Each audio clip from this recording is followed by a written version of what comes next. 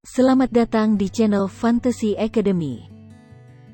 Salam sejahtera untuk teman-teman sekalian dimanapun kalian berada, semoga tetap sehat selalu dan tetap semangat dalam belajar.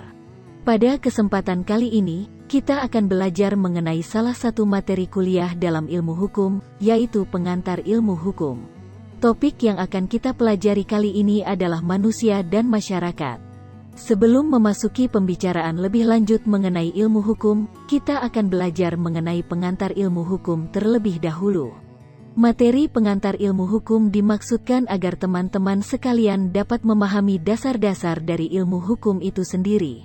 Sebuah pohon akan kuat diterjang badai apabila ia memiliki akar yang kuat. Begitupun dengan kita, untuk dapat mempelajari persoalan-persoalan hukum yang ada di tengah-tengah masyarakat, maka kita juga perlu memiliki dasar-dasar pemahaman yang kuat pula. Pada kesempatan kali ini, kita akan mempelajari manusia dan masyarakat.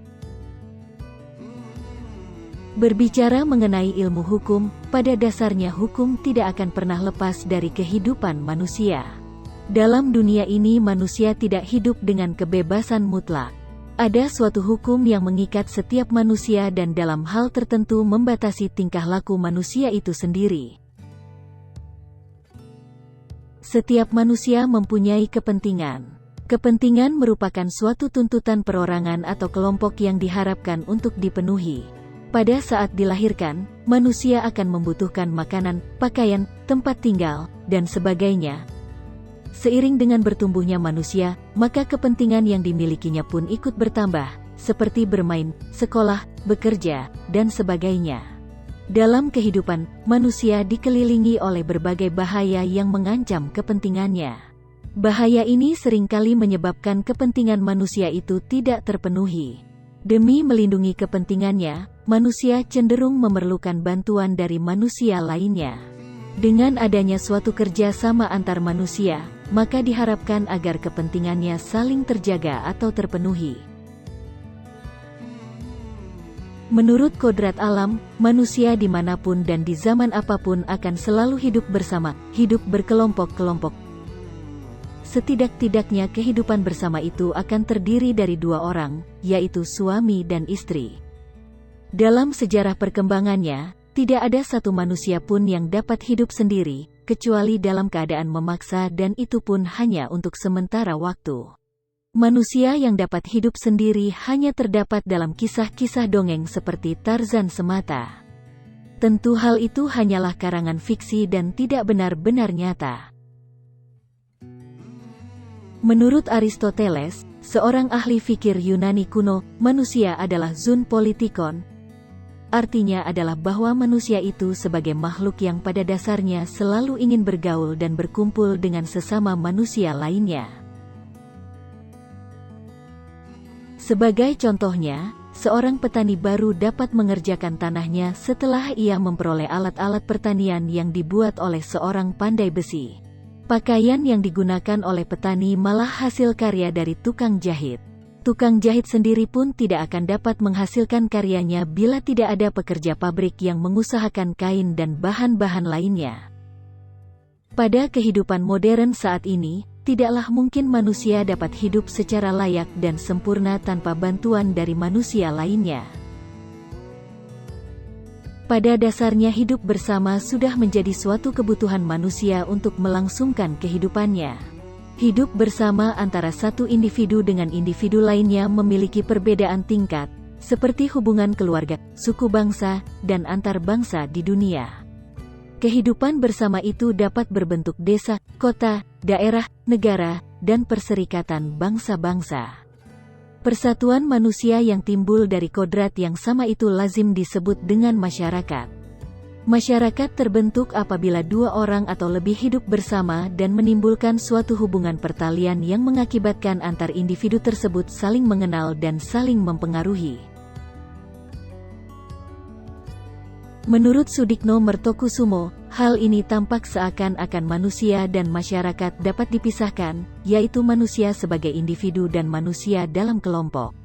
Manusia sebagai individu pada dasarnya bebas dalam perbuatannya, tetapi dalam perbuatannya tersebut ia dibatasi oleh masyarakat. Masyarakat tidak akan membiarkan manusia sebagai individu berbuat semaunya yang merugikan masyarakat.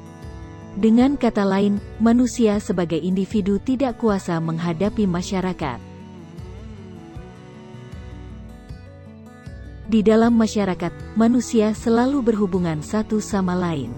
Kehidupan bersama itu menyebabkan adanya interaksi atau hubungan satu sama lain.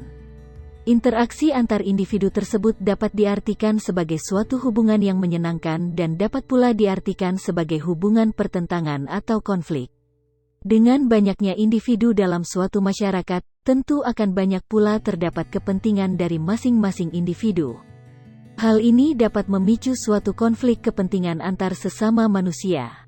Konflik kepentingan itu terjadi apabila dalam melaksanakan atau mengejar kepentingannya, manusia sebagai individu itu merugikan individu atau kelompok individu lainnya. Di dalam kehidupan masyarakat, konflik kepentingan ini tidak dapat dihindari. Manusia dapat merasa aman apabila kepentingannya tidak diganggu atau ia dapat memenuhi kepentingannya dengan tenang. Gangguan kepentingan atau konflik kepentingan haruslah dicegah. Suatu konflik kepentingan dalam masyarakat apabila dibiarkan terus-menerus akan mengganggu keseimbangan tatanan masyarakat.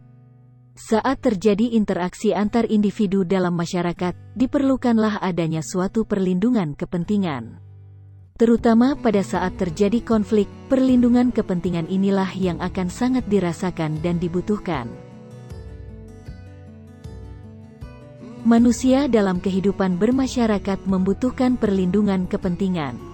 Perlindungan kepentingan itu dapat diwujudkan melalui suatu pedoman atau peraturan hidup yang menentukan bagaimana manusia harus bertingkah laku dalam masyarakat agar tidak merugikan manusia lain dan dirinya sendiri.